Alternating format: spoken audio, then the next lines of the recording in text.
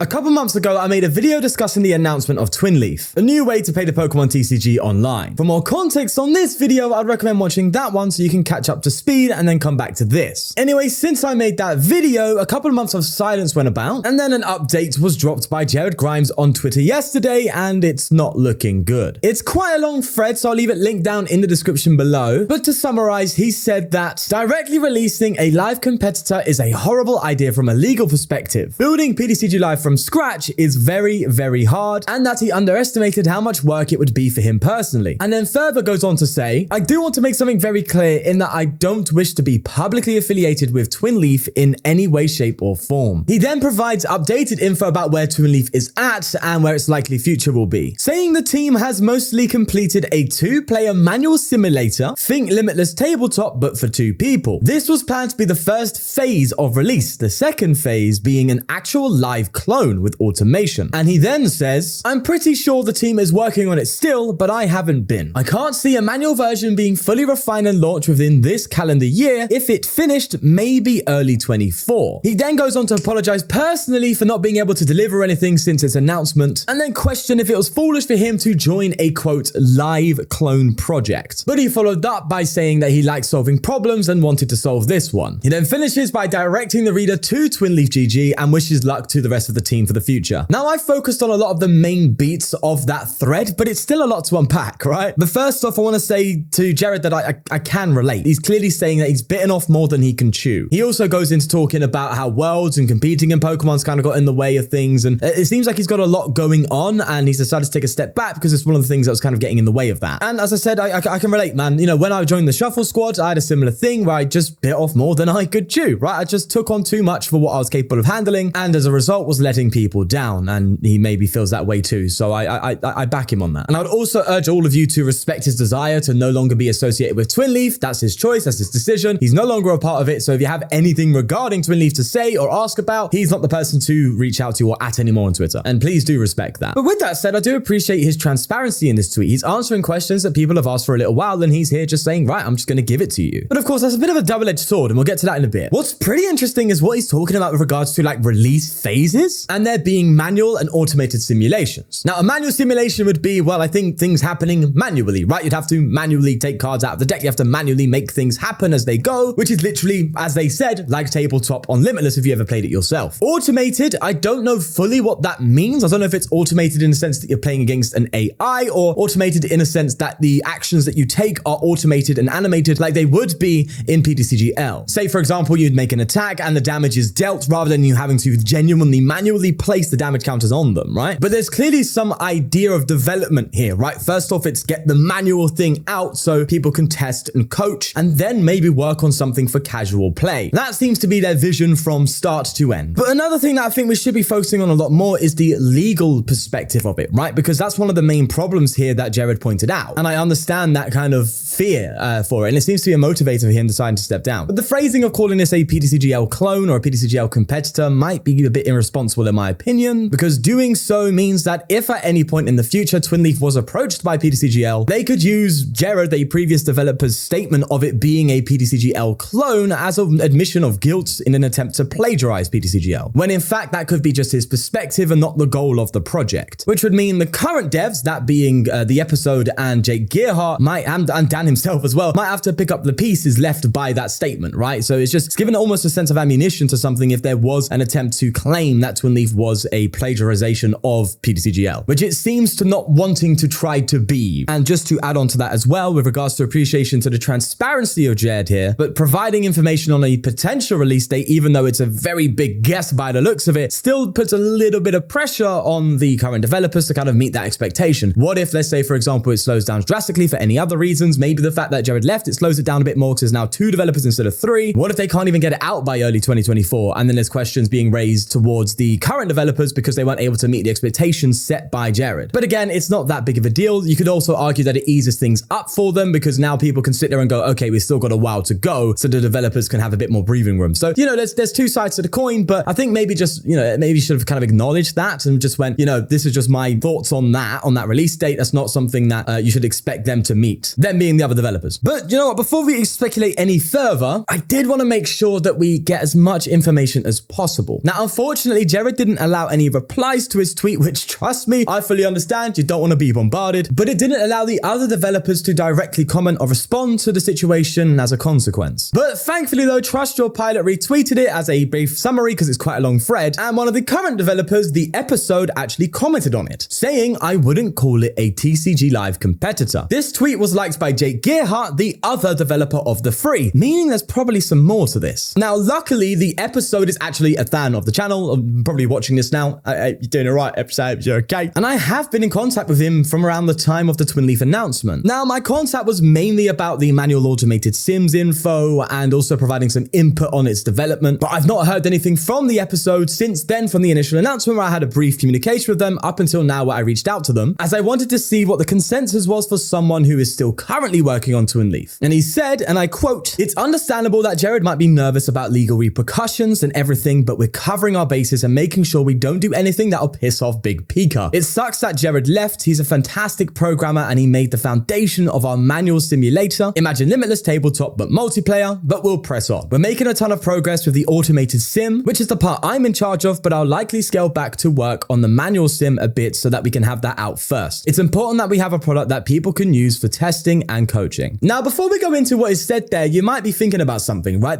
We keep hearing this limitless tabletop but multiplayer thing being thrown around, and you might have some sort of vision in your mind as to what that looks like, but I do have something that could be a genuine representation of it, because The Episode, one of the developers, actually shared with me a previous project they were working on themselves before they joined Twinleaf, which was in fact an early version of a simulator, and it looked like this, which is of course very similar to Limitless and, well, multiplayer as well. But I do want to add the preface that he did say at the time, it's not really a part of Twinleaf at this point. So I'm mainly showing this as a reference to what it may be looking like in regards to Limitless but multiplayer, as quoted by the developers of Twinleaf. Right, so we have a bit more of an understanding now as to what's happening and what will be happening in the future for Twinleaf. And to summarize and break it down briefly, basically Jared Grimes decided to leave due to it being too much for him. So that's first. And then two, legal issues have been brought up, but Twinleaf have acknowledged this and will continue onwards. So Twinleaf will still likely be released, but not for a while now. And we are likely to get a manual simulator first for coaching and then an automated simulator for casual play. And that seems to be their vision, right? Their vision seems to be, right, let's solve the first problem, which is the fact that you can't coach or test on ptcgl, which I think is a more important problem. People can still play casual in ptcgl, granted it's not a great experience, but there's people out there who actually get paid to coach, you know,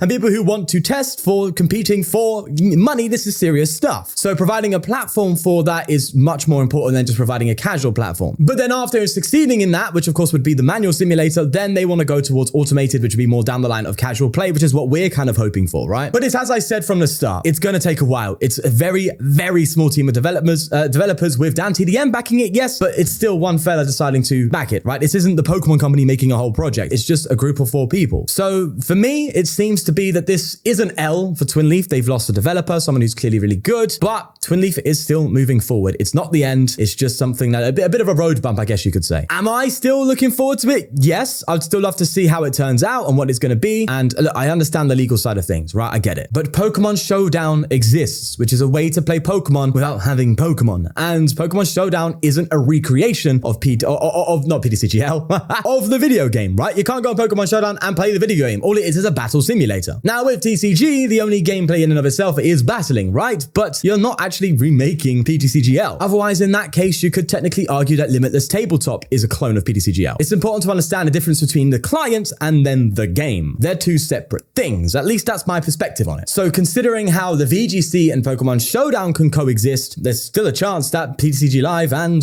Twinleaf can coexist. At the end of the day, I wanted to make this video to kind of cover it and also provide some further information and some insight from the inside of Twinleaf, because I think, look, it's great that Jeremy Grimes has provided this information, but I want to be sure that, you know, we're all kind of understanding what exactly is going on and what is the thought process of people involved with this. I do want to say though, best of luck with Jared. I know I've made a few criticisms there of what you've posted, but at the end of the day, man, I wish you the best. Look, you clearly made the right choice and I do back it, because sometimes taking on too much is just, it's not necessary and it just causes problems in your life. And stepping away from that is a great thing. So yeah, I back it. But it's also good to see that Twinleaf is still pushing onwards. If there's anything that you have in mind, let me know in the comments down below. I hope this provided some extra information with regards to what's going on. And you all pretty much know just as much as I do now. Regardless, we're going to leave it there. And yeah, peace.